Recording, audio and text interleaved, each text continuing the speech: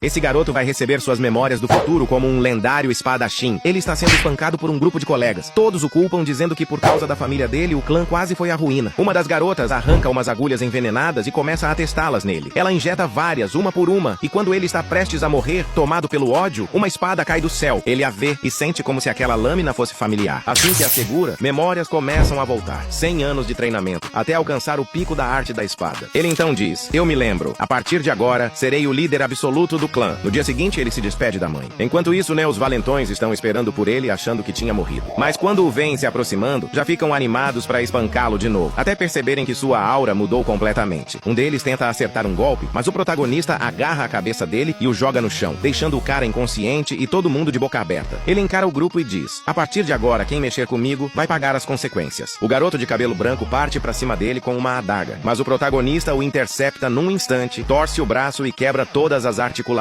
Cena corta pro salão principal do clã. Os anciãos estão escolhendo quem vai participar do exame para se tornar o próximo líder. E então, o protagonista surge, chegando boladão, segurando uma figurante pelos cabelos. O ancião o encara e diz que ele não tem o necessário para participar. Mas ele arromba a porta com tudo, deixando todos chocados. O ancião pergunta se ele entende as consequências disso, e ele responde que sim, mas mostra a garota machucada, exibindo o estrago no rosto dela. Todos ficam surpresos, pois ela é a neta do ancião. Ele diz que foi humilhado por tempo demais, mas que isso acabou. Afirma que vai participar da competição para líder do clã, mesmo sem apoio algum. O ancião o permite entrar, mas com uma única intenção: matá-lo durante a competição. Depois que o ancião permite que ele participe da competição do clã, o protagonista conta tudo para sua mãe. Ela fica preocupada, mas ele demonstra total confiança. Antes de partir, ela o abraça e pede para ele ter cuidado. E ele pensa consigo mesmo que, se alguém tentar tirar essa paz dele de novo, vai ser eliminado. Logo depois, vemos o protagonista cultivando intensamente. Quando desperta, sente que ficou ainda mais forte. A cena corta. Ele se despede da mãe mais uma vez e parte rumo ao local da prova. Assim que chega, já é recebido por um grupo de jovens líderes, todos zombando dele e dizendo que vão dar uma surra. Mas ele nem se abala, acerta um único golpe e derruba um deles com facilidade. Em seguida, encara o resto e fala: vem todo mundo de uma vez. E quando o líder do grupo chega, ele já deixou todo mundo estirado no chão. Enquanto isso, vemos que há uma seita nas sombras tentando atrapalhar a seleção do exame. O teste começa, e o protagonista entra com sua equipe. Eles são guiados por um líder chamado Jagal, mas no meio do caminho o cara desaparece. Estava tentando eliminar o protagonista a mando do ancião. Mesmo com uma barreira poderosa escondendo sua presença, o protagonista o encontra facilmente, deixando Jagal completamente em choque. Ele tenta fugir de novo, mas sente o olhar do protagonista o seguindo frio e implacável, o que o deixa desesperado. Jagal tenta fugir novamente do protagonista, mas acaba dando de cara com o supervisor da próxima etapa. O homem pergunta se ele está bem e onde está a equipe 7. Com medo, Jagal mente, dizendo que esperou por eles, mas que o grupo nunca apareceu e que talvez tenham até morrido. De repente, a barreira começa a se quebrar atrás dele. O supervisor se alarma, achando que pode ser um invasor. Mas quando a formação se despedaça, os dois ficam em choque. É o protagonista que aparece cravando uma adaga na barreira e a destruindo por completo. O prota encara Jagal com ódio puro no olhar e pergunta friamente: como você está? Eu estava te procurando. Os colegas dele ficam surpresos e perguntam como ele conseguiu quebrar a barreira. Ele responde com calma: eu não quebrei, só abri uma brecha. O supervisor, confuso, pergunta se eles são realmente a equipe 7, já que Jagal tinha dito que estavam mortos. O protagonista lança um olhar mortal para Jagal e diz que vai exterminar toda a sua seita. Mais tarde, o exame termina e Jagal, tomado pelo medo, foge o mais rápido que pode. O supervisor então se apresenta: meu nome é Tang. A partir de agora, serei o responsável pelo treinamento de vocês até as batalhas pelo trono. Todos ficam surpresos com a força dele e com o que está por vir, porque no próximo capítulo, meu amigo, você não vai acreditar no que acontece. Após o supervisor se apresentar, ele explica que eles terão que ficar na selva para aprimorar suas habilidades e talvez até receber o ensinamento do antigo líder do clã das 10.000 chuvas celestiais de flores. O protagonista pensa que isso parece muito com sua própria técnica de controle de espada. O supervisor então encerra a conversa e diz que o treinamento na floresta vai começar, mas o protagonista retruca dizendo que é perda de tempo, o que deixa todo mundo furioso. Mesmo assim, o supervisor apenas pensa que ele é diferente, aquele que quebrou a barreira do Jagal. Então ele encara o garoto e diz: se estiver tão confiante assim, se prepare para o teste. Se vencer, passa direto pro segundo, mas se perder, terá que arcar com as consequências. Sem hesitar, o protagonista responde: estou pronto. O supervisor explica a prova. Todos lançarão kunais de todos os lados, e ele, vendado, terá que desviar de todas. Os colegas acham aquilo impossível, mas então o teste começa. Kunais voam de todas as direções, e o protagonista calmamente puxa sua adaga escondida na roupa. Com um único movimento, ele repele todas as 167 kunais lançadas contra ele. Todos ficam em choque. Ele tira a venda dos olhos e pergunta: então, eu passei? O supervisor confirma: sim, meu amigo, você não está preparado para o que vai acontecer. Após derrotar o supervisor, o protagonista retorna para a mansão. Vemos que seus amigos ainda estão vivos vivos e resistindo ao exame. Mas todos estão com um ódio mortal dele por tê-los deixado para trás. A cena corta para o protagonista já mais velho, em meio a um intenso treinamento. Os guardas tentam atacá-lo, mas nenhum consegue sequer tocá-lo. Um deles recebe uma bicuda direta no rosto, e quando os outros avançam, ele simplesmente some. Num piscar de olhos,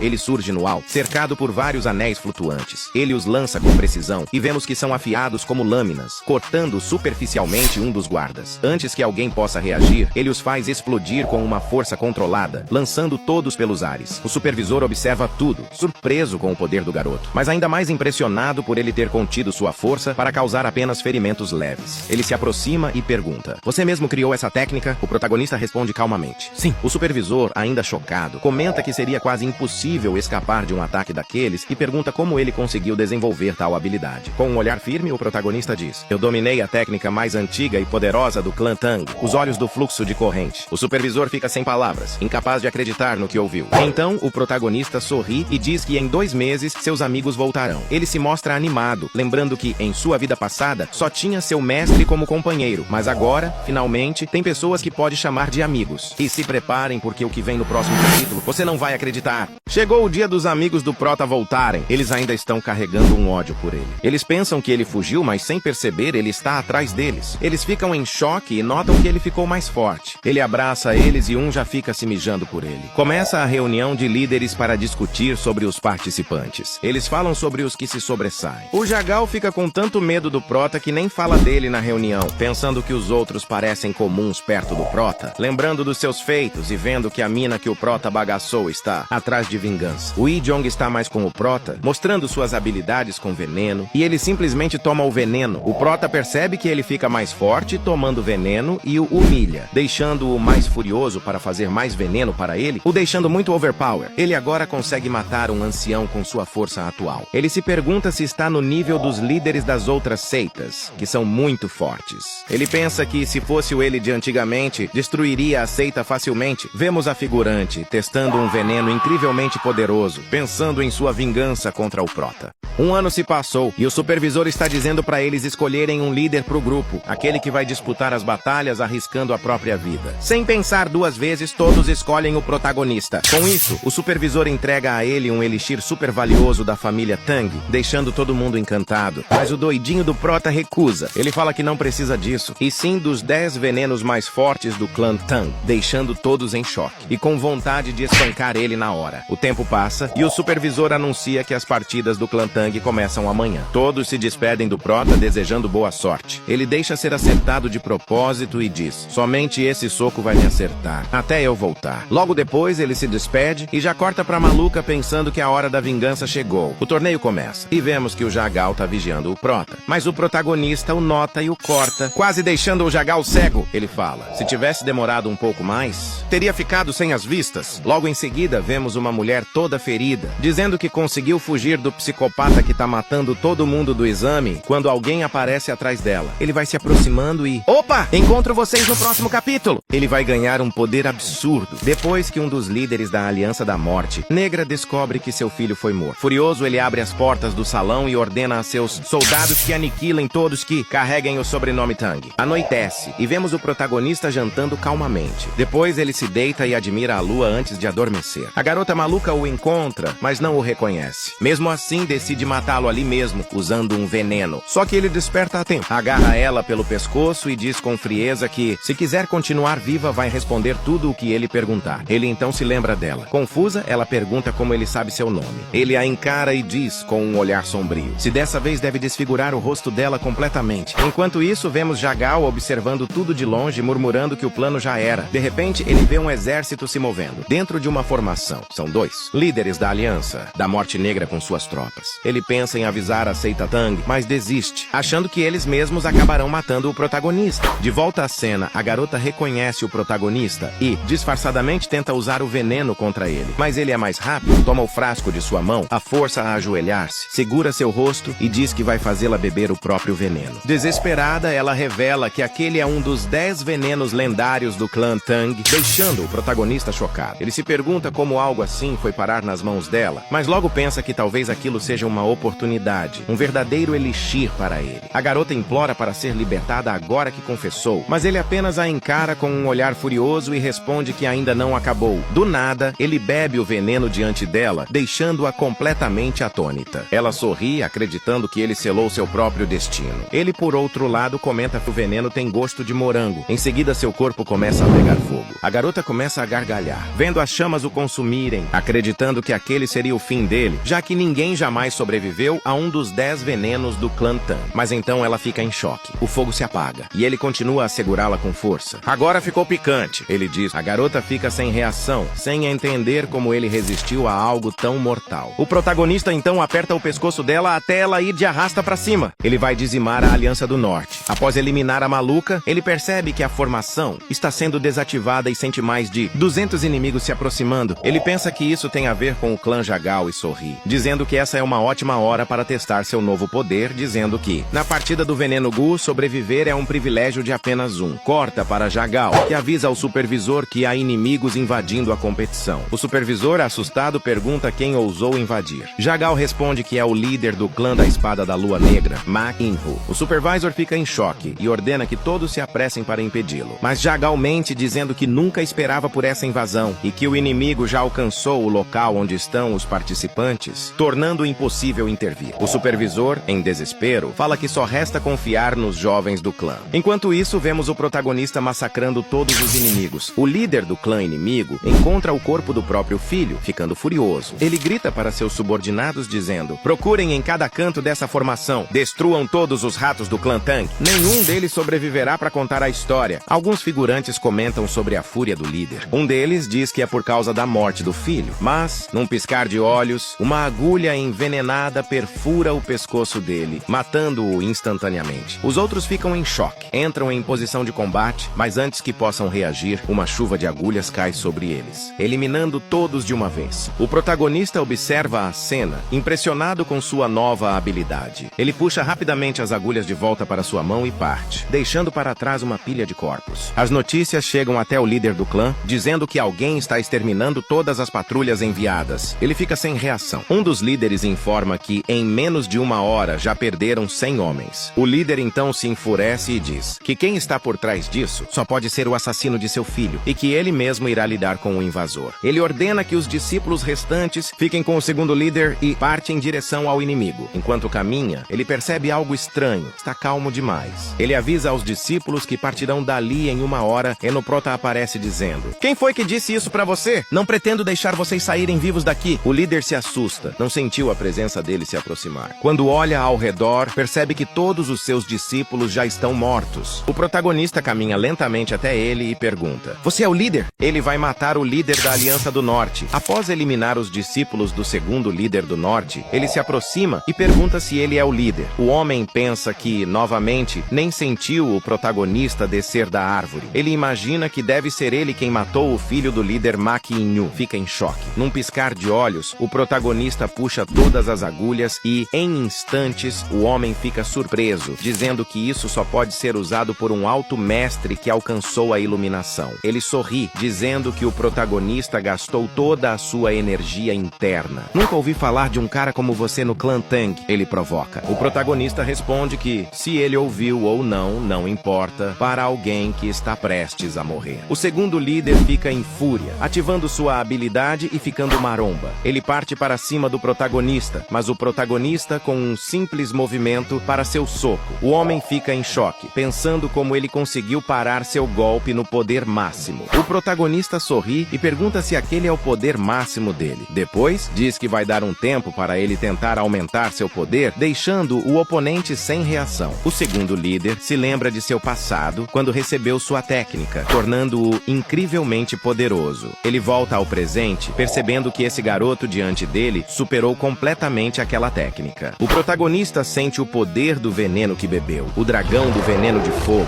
e pensa em tentar controlá-lo. Uma enorme explosão de chamas irrompe ao redor. Com esse poder, ele quebra a técnica de palma do oponente e o transforma em pó. Ele pensa que essa técnica é muito overpower, então olha para o lado e fala: quem vai ser o próximo a se queimar? Nesse momento, vemos que o primeiro líder da espada, Ma In-Hu, chegou. Após o prota fazer o segundo líder virar carvão, vemos que chegou o líder Ma In-Hu. Ele já vai lançando suas duas espadas, dizendo que foi ele que matou seu filho e dizendo que ele não sairia dali vivo. O prota se prepara prepara, e eles rapidamente o cercam. Mak In-woo diz que perdeu muitos discípulos atrás dele, e para compensar as perdas, ele deve eliminá-lo agora. O protagonista, se vendo cercado, diz que se lembra dos treinos na mansão e diz que ele usou os anéis da última vez, mas vai tentar algo novo. Ele desaparece do nada e aparece atrás dos inimigos, os fatiando. Mak In-woo fica sem reação pensando: quem caralhos é esse cara? Os figurantes partem para cima, mas ele quebra as espadas em pedaços e os joga longe. Eles pensam: que monstro consegue destruir espadas sem nem sequer encostar nelas? Ele começa a manipular os fragmentos das espadas quebradas. Todos ficam assustados, falando que é a técnica chuva das 10.000 flores celestiais, fazendo um redemoinho de corpos, causando uma destruição total. Ele diz que é uma técnica criada por ele e dará o nome de Saraivada de Fragmentos de Ferro.